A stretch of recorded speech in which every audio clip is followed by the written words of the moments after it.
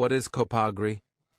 Copagri is a conference of agricultural producers started in '91 as a coordination and then immediately transformed into a conference in '95.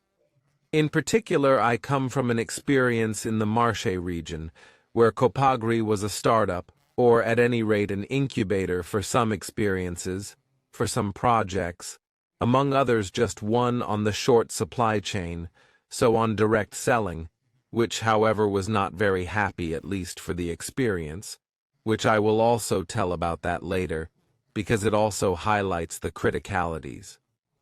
But we have been working a lot on the alternative meat sector. We have been working on the officinal sector. We are still working on it. We invented, and we are proud of this agricultural beer. Because agricultural beer that became everyone's heritage in Italy in 2010, with a ministerial decree signed by then Minister Tremonti, because it was a decree of the Ministry of Economy and Finance, actually originated from a project of the brands that had been stuck on saying, but if a farmer who produces grapes can make wine, why can't a farmer who produces barley make beer? Behind this question, with this information that we have repeatedly reiterated to the institutions, in the end, we fought our union battle until we won it in 2010. This is to say that we are an organization that tries in its activity to bring innovations or at least benefits to our members, who are the agricultural enterprises, who are the ones we represent. What is our first goal? Certainly, that of agricultural unionism. Clearly the statute says so, especially to improve the economic living conditions of farmers. In improving the economic conditions, certainly there is to bring back to the agricultural sector, to the primary sector, a greater profitability, something that in recent years has been increasingly thinning, has put more and more farms in difficulty, because along the food distribution chain, the marginality that remains to the farm is almost non-existent. It is shifted towards more the consumer, but not the consumer as such, in the sense that the consumer gains, the large-scale distribution normally gains. So who is it that makes the last link in the distribution chain? Behind this reasoning comes the focus by the confederations, particularly Copag in La Marche, which was born with the spending on AI, towards the short supply chain. But what is meant by short supply chain? Because then after that, there are different interpretations. For us, the short supply chain is one that between the end consumer and the agricultural producer, there are as few steps as possible, and consequently, it becomes short in terms of the number of steps the food product takes until it gets above the consumer's table. It is not short supply chain so much as 0 kilometer for me. Because if 0 kilometer is used as a commercial, but makes 5 steps within the kilometer distance between the consumer and the producer, clearly the intention, which is the good one of bringing profitability and lower cost to the consumer, is lost, because there are numerous steps in between. The experience we had in the short supply chain, starting in the brands and then later I tell you what we are doing today. In the Marche region, we had the insight to basically make a cooperative called precisely the shopping on the farmyard between producers and farmers, to get to the end consumer directly with the cooperative. So there were 2 steps. There was the step of the producer giving the cooperative any kind of product, so we're talking from milk to cheeses, cold cuts, meats, vegetables, everything, and the cooperative would sell directly. There was even a point of sale, a supermarket, to the end consumer. So in fact, there were only 2 steps, the producer giving the cooperative and the cooperative giving to the end consumer. Why has it not taken off? Because there are many reasons. One is the aggressiveness and competition as large retailers, so for supermarkets, where the same product, extra virgin olive oil, just to take a product that I'm sure everybody knows, is sold by the large distribution even at €4, even at €2.90, which is not possible to do in a producer's cooperative, because if I take the oil of Giovanni Bernardini, who is one of the producers who is associated with a cooperative, it is definitely an extra virgin olive oil. I tell you with all honesty and with all sincerity, without naming big brands, that a lot of that oil that you see marketed at €2.50, €2.90, or €3 is actually not an extra virgin olive oil, or rather, it is at the time of purchase because it has been rectified, modified communally, bringing it back within the parameters. So you understand that this is a competition that we struggle countering for one simple reason, that the average ordinary consumer listens to the advertising on television rather than on social media today, where they say that Bernardini oil is an extra virgin olive oil. I would either have to denounce that advertisement as misleading advertising against maybe a large retail giant rather than a large producer, and then at that point I would not have the economic strength to do that. Or I would have to try to compete with that product by lowering the value of my product, therefore eroding the farm-age margin. So what happens? That in the small town where we had made that supermarket, in this case it was San Marcello, the competition with the big retailers was important, but above all, it was directed towards a very small number of citizens, because we are talking about a small town of 1,000, 2,000 inhabitants. So it struggles to compete with such a small number of ultimate beneficiaries, who were the consumers, and so the project basically in that case did not go well. Today, as a federal government, what are we working on? We are working on other systems that are platforms, particularly with agreement with couriers, kind of what Vinted is basically doing. The producer does the selling directly.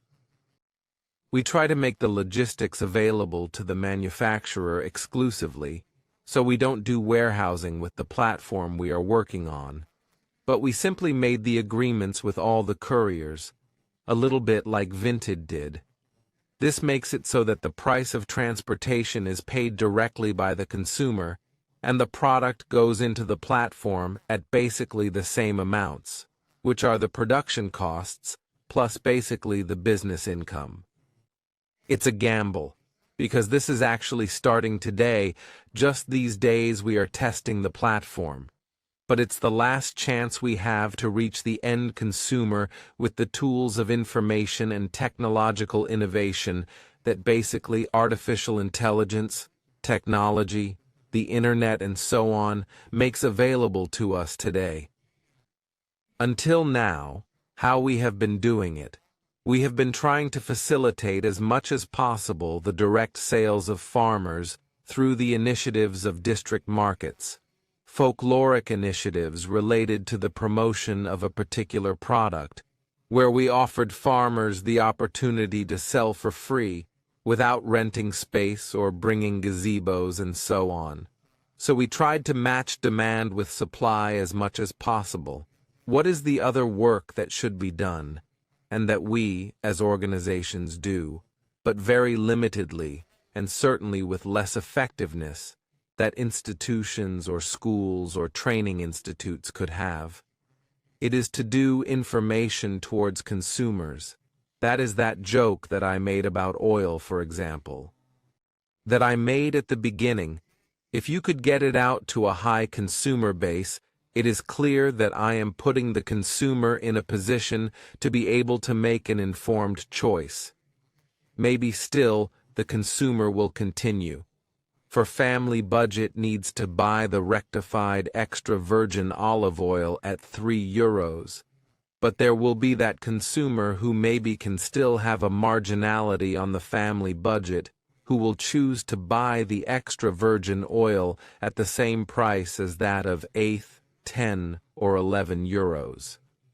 You have invested in the short supply chain because you recognize the value but you have impacted a number of difficulties related to creating a different culture of consumption, also related to market issues where large retailers compete that is difficult to manage except through what you were saying, the creation of a new culture that is being created. There is an orientation with respect to this kind of production, to the quality of the products, to the environmental impact, also to the discourse of support of profitability, what you were saying to farmers. So it is a path. What kind of consumer do you think, what kind of impact does the short supply chain have in their life, in their family management, and also economically? Certainly from 93 and 97, which was the period, basically, when this experience was born, to today the consumer, the information and awareness has changed. It's changed a lot in the direction that we were hoping for. So there's a greater focus on the part of the consumer, at least a part of the consumer. I would venture to say, without discriminating, that certainly the social and cultural level is not irrelevant in this reasoning. I want to say that those with a high educational background are certainly more predisposed to be attentive to these issues. Those with high incomes are certainly more predisposed to look at the quality product and to look at the product that comes directly from the farmer. In this case, however, an opportunity that they have simply because they have a greater availability of income. In recent months and years, certainly there has also been a much greater focus on the environmental sector, so on the environmental impact that a production activity in general, a fortiori agricultural activities, can have. To give an example, organic is one of those sectors that has had a greater boost in terms of marketing. It must be said not at the same level of remuneration that there were 10 or 15 years ago. I want to say that today, the difference between an organic product and a conventional product on the final price is not as high as they were 10 years ago, which was actually the right and proper situation in terms of production costs. But it is clear that the maturation of the consumer is going in that direction, and just as a farmer, an entrepreneur has to follow the market and the demands of the market, the agricultural sector is also going in that direction, partly because of the market demand, partly certainly because of the subsidies that in any case the European Union and the member state make available for the organic sector, and partly because farmers believe in production with organic products and not with chemical products, just to be clear. This last thing you said gives me an opportunity just to go into another aspect for a moment. We think there are foundational values that make people choose to produce agribusiness or organic, or in this case, in short supply chain. Can you highlight some of them? They are different. Certainly there is on the part of the farmer, of the agribusinessman, a concern for the environment that is indicated in recent years that the farmer has been accused as one of the biggest polluters of the environment. Actually, we know the reason, at least I know the reason why it has gone toward that definition. In recent years, there has been a spasmodic focus on agriculture relative to pollution. And this is actually a nonsense in terms. That is, the land is a tool of production for the farmer. So polluting it would be like shooting oneself in the foot, to stay on the subject alone, because if I pollute an element that then later makes me produce, I would be a jerk. Pardon the joke. So certainly there is a focus on the environment, on climate change, much more than in all other areas. Then there is that of the very love of nature, of production, of seeing one's own product grow, one's own animal, one's own plant. It's really either you have that thing or you don't. So much so that all those who enter the agricultural sector to do only entrepreneurial speculation after a few years leave them. Why?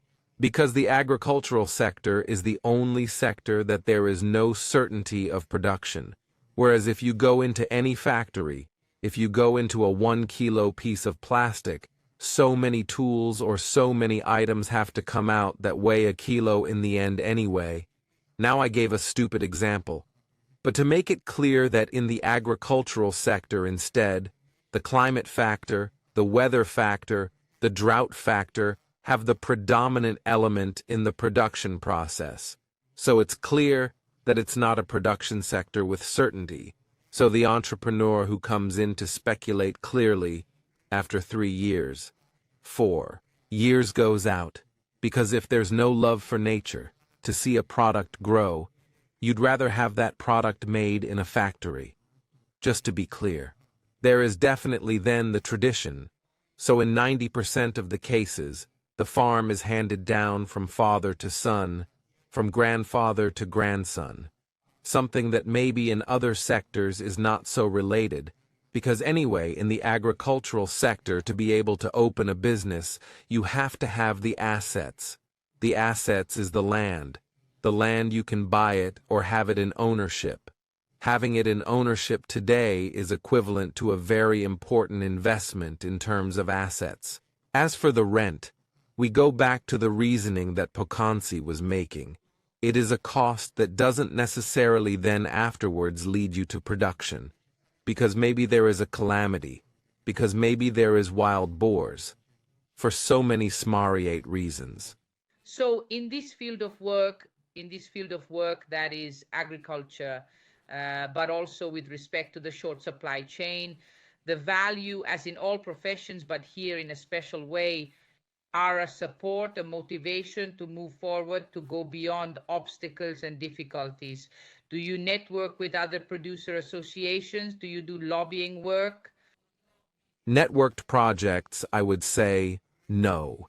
In the sense that each agricultural organization, there are 4 recognized by CNEL, there is Copagri, there is CIA, there is Confagricoltura, and there is Coldiretti. Each agricultural organization has moved a little bit independently on similar projects or otherwise related to the short supply chain. There is definitely lobbying with regard to regulations. This, yes, often there has been unanimity in expressing a favorable or unfavorable opinion on a certain decree rather than on a certain law, rather than on a regulation that may be penalizing for the agricultural sector or for the short supply chain. We have been lobbying with the other organizations, for example when calls for proposals are issued for the agribusiness sector, where we have tried to introduce elements that would give priority to those submitting projects with the short supply chain, thus with the involvement of the primary part. Clearly the lobbying is there, often and willingly unanimous among the organizations. Sometimes on some sectors or fields there are distinctions. In general, all 4 organizations still represent members who work the land and still have to have a higher profitability. So, taking me back to what you said earlier, the experience you have had in the brands and the transformation of the dissemination mode of the short supply chain through the platform. This new platform you were talking about, this development is part of what you see in the short supply chain that is looking to the future. What do you see in the short supply chain? That is, how do you think it could be developed, or if there are any aspects that you think should be particularly enhanced or studied? Utopia for utopia, I expect a short supply chain at the Amazon or Vinted where any consumer is aware of this opportunity and they buy on this platform, whether it's not Copagri's, but whether it's the 4 organizations, whether it's the ministries. That's not the point, but it's the tool, the type of tool. So yes, I see it in quotes as an opportunity for the agricultural world, but more importantly, an opportunity for the consumer to be able to have products with certification of origin and quality simply by using that platform. I am always an optimist on principle. I hope that even schools and institutions will understand how important it can be to be able to communicate in this sense, and there will be a gradual dissemination of these opportunities and reasons why we should choose a short supply chain rather than a product that is produced perhaps in Africa, China, or England, which we could buy instead from the producer who is 10 kilometers from our home. You talked about communication. How important is communication in the short supply chain? You talked about it just with respect to disseminating the culture and use of the short supply chain. Do you see other potential in communication? From our experiences, I don't want to exaggerate, but I would say that the value of communication on a short supply chain is at least 80%. In the sense, if you can't make the end consumer, but also and especially the farmers understand what the importance of the short supply chain tool or that kind of approach is in selling their product, you haven't done anything. You can have the best product in the world, sell it even at the lowest price, but you won't be able to get the profitability from that kind of activity. There was a very clear thread, that is the history, the development, the critical issues, and the need to create a culture, a dissemination with the use of new technologies as well, because the platform rather than the delivery method. So it seems to me that there is a project, right? There is a project and there is a vision also. I have seen that in recent times there has really been a real generational shift on what farms are. I experience it firsthand. I run the family farm myself, but I've also seen it among my colleagues. And I was wondering, in your opinion, what is the advice for people who are young in agriculture and who want to get into this circuit both at the level of farmers but also then at the level of consumers? Because I've also seen a lot of people of my generation, even younger. Let's say they don't know these logics well yet, and for them often organic is organic, then also just the supermarket organic, right? What would be good advice for them? My advice is that the young person has to be the young person, so they have to dare, innovate, and believe in change and their own project. I say this because I give two examples. One is on beer, and the other is on oil. As far as beer is concerned, who has led the innovation? If you go and look at the farm managers who have the brewery, in 80% of the cases they are young people. Why? Because the old, pass me the term meant for old, the historical quote-unquote entrepreneur does not like to change. He is more habitual, so it has always been done this way. My grandfather used to do it, and so there is no innovation. It has been the Paulician for us, the oil, we have done over many years, in this case throughout Italy. 20 years of training farmers who were harvesting olives and teaching them that science had said that you basically accumulate them and then afterwards you bring the mill all together. Why?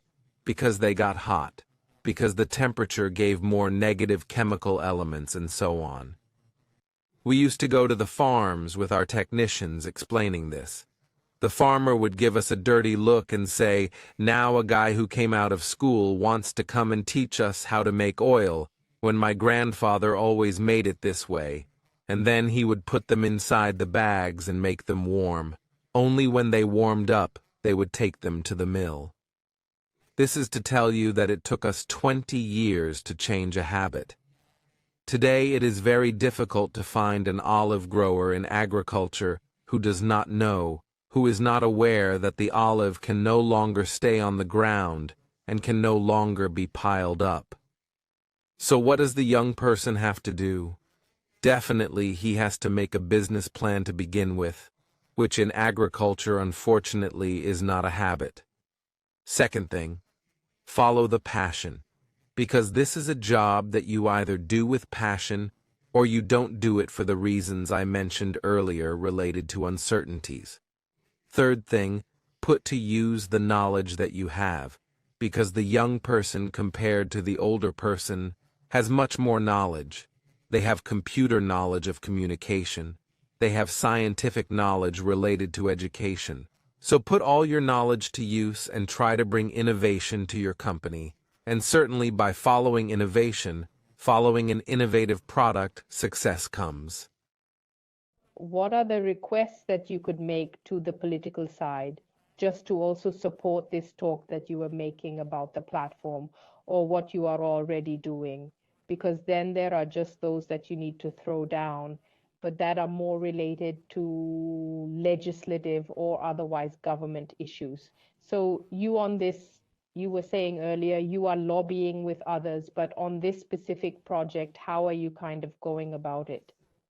In the institutional policy area, without making it too long, because then we'll get into a barrage of regulations that are, in quotes, not even useful for the purpose, the basic thing that we have always asked all interlocutors of all governments is simplification and unbureaucratization. Mind you, it sounds like demagogy, but for those in the industry, those who work in the agricultural sector, will realize that the regulations are much heavier than in any other sector. And above all, try to respond to needs and the changing world. I'll give you two examples. One is the beer one I gave earlier. Beer we took exactly 7 years to make it an agricultural product in Italy by a ministerial decree. To date, 13 years later, it is still not an agricultural product for the European Union. That is, it is not in the famous Annex I of the treaty. So much so that the European regulations say it is a commercial product in quotation marks, or at any rate an artisanal product. The Italian regulations say it is an agricultural product. So in the application of EU regulations, just to be clear for investment aid to farms, for the European Union it passes with the contribution of the minimis. For Italy, it could go instead without the contribution of the minimis. The other element is that related to computerization, digitization, innovation moving forward, which unfortunately still fails to be implemented by the public administration. They put out apps like to give an example, rather than tools like Speed, and then leave them there at the mercy of officials still asking you to stamp the digital document that was delivered via PEC. This about the stamp is not a joke, but just yesterday, a president of a region was calling me and complaining that an application to a farm had been rejected because the digital signature of the technician was present, where the technician claimed to be written in the XY register with number X, but there was no stamp. What is it that they could help with? Certainly, for example, by including for companies that participate in such projects a tax credit, rather than not paying IRAP, i.e., concessions. Why should iState give a tax credit to a farmer who makes a productive investment? Simple. Because iState want that farmer to continue to stay in the territory. Because another problem, another value of the farmer, is that today there is still an economy in Monte Monaco, rather than in Comunanza, because there are 50 farmers cultivating the land.